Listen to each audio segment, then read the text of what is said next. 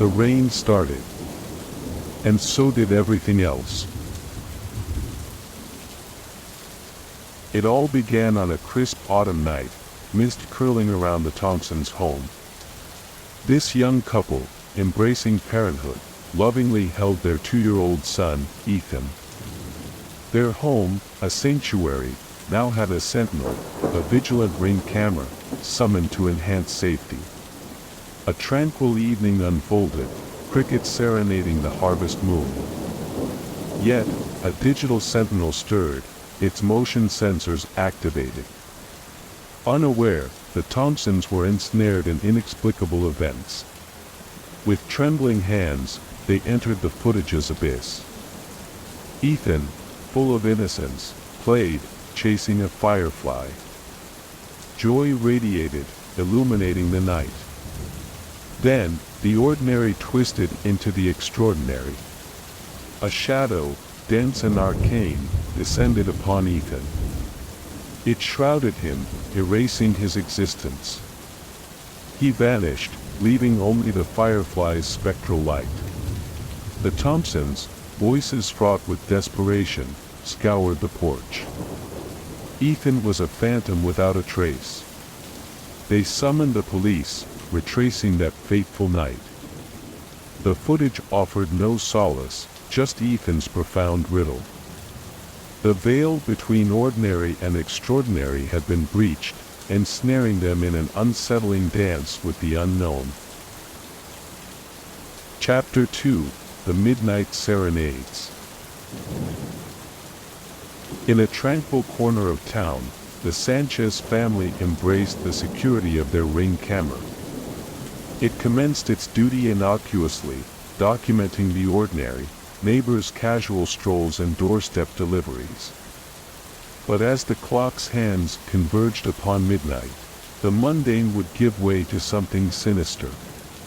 With each passing night, the camera became a vessel for an eerie melody, a soft piano serenade that seemed to materialize from the very air itself. The family watched in awe and trepidation as shadowy figures emerged upon their manicured lawn. These enigmatic silhouettes moved with an uncanny grace, entwined in a spectral ballet beneath the moon's ethereal glow. Their identities remained veiled, faces shrouded in obscurity, as if the night had birthed its own mesmerizing performers. The Sanchez family, transfixed and terrified in equal measure, could do naught but bear witness to this macabre dance orchestrated by unseen hands. Desperation finally overcame fear, leading the Sanchezes to seek solace in the counsel of a paranormal investigator. To their astonishment, this expert of the unknown was equally confounded by the spectral soiree unveiled by the Ring camera. Chapter 3: The Mysterious Footprints. In the cozy dwelling nestled at the end of picturesque Elm Street, the Jacobsons found themselves compelled to install a vigilant Ring camera. This decision followed a series of inexplicable occurrences that had wrapped their lives in an unsettling enigma. With each new morning's light, the canvas of their garden unveiled an unworldly masterpiece. A perplexing trail of footprints, unlike any left by human or earthly creature, meandered gracefully towards the front door.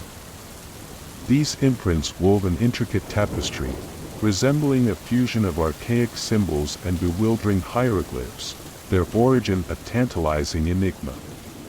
The neighborhood, much like the Jacobsons themselves, stood mystified, unable to decode the cryptic language etched upon their garden's floor.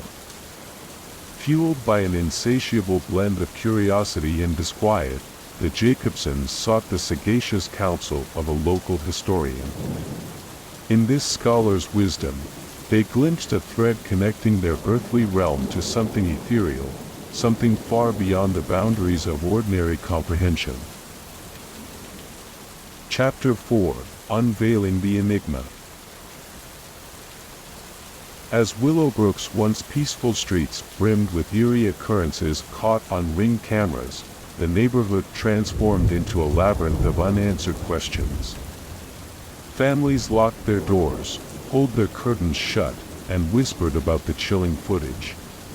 Was it technology gone awry or something far more sinister? Willowbrook became a town shrouded in mystery, its once ordinary life forever altered by the unsettling videos captured on Ring cameras. However, amidst the inexplicable and the eerie, there existed a common thread woven into these stories. Families from different corners of this quaint neighborhood were bound by the inexplicable, the unexplainable, and the unfathomable, all witnessed through their vigilant Ring cameras. Ethan, the innocent child who vanished into thin air, the Sanchez family, bewitched by spectral dancers in the moonlight, and the Jacobsons, baffled by cryptic footprints leading to their doorstep, they all shared a common journey into the unknown. In their quest for answers, these families discovered something beyond the limits of their understanding. They uncovered a veil between the ordinary and the extraordinary, a realm where reality and the unknown coexisted.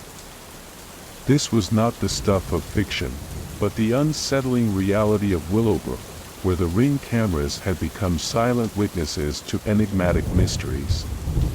As the sun dipped below the horizon, casting long shadows upon Willowbrook's tranquil streets, one thing remained clear: the human spirit's boundless curiosity in relentless pursuit of truth, even when faced with the enigma of the Ring cameras, would forever be an indomitable force against the mysteries of the unknown.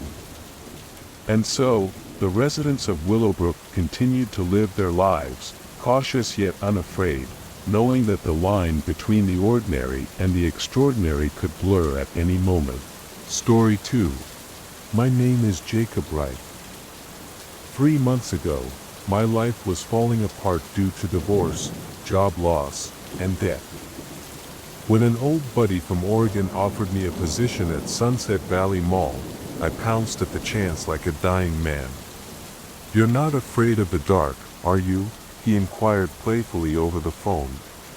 I laughed back. What could be so terrifying about deserted retail malls?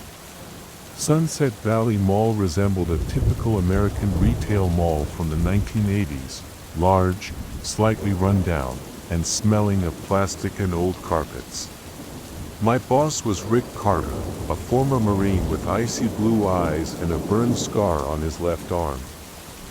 He escorted me into a small security room with a row of black and white monitors on the wall. "Here's your new home for the next 6 months," he growled, tossing the packet onto the table. "Read this first." Carefully. The folder had a typewritten list of 5 items. The paper was entitled Night Shift Rules. I looked over the list. 1. At 1:11 a.m. hang all mirrors in the restrooms. If you see something in the reflection that isn't behind you, step outside and lock the door. 2.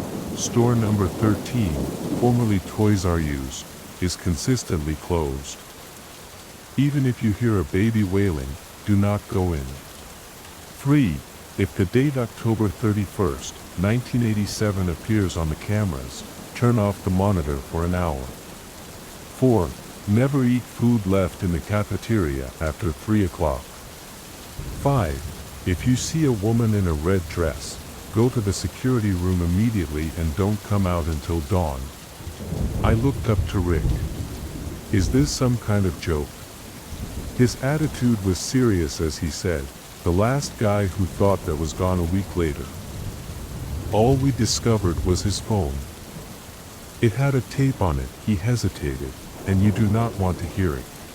At midnight, I was left alone in an empty mall. The first several hours passed smoothly as I made my rounds, checking the store doors. At 1:05, I went to the restroom near the food court. Remembering the guideline, I removed a newspaper from the basket and hanged it over the mirror.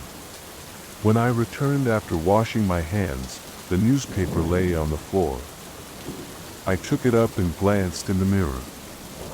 Behind me, in the reflection, there was a woman dressed in red. I spun abruptly around. The toilet was empty. My heart was racing as if it wanted to burst out of my chest. I rushed out of the toilet, slamming the door. The next day, I resolved to investigate what transpired at the mall on October 31st, 1987. In the local library, I discovered a fire report. Asterisk, Sunset Valley Mall tragedy. A fire at a movie theater killed 13 people, including children. Caused by improper electrical wiring. Melanie Carter, 25, was among the victims. Asterisk, I froze. Carter. Could it have been a coincidence? That night, I asked Rick, "Did you know Melanie Carter?" He grew pale and said, "That was my sister." He pointed to his scars, saying, "She tried to save the children." What happened to the guard who disappeared? Rick stared at me. He broke the rules.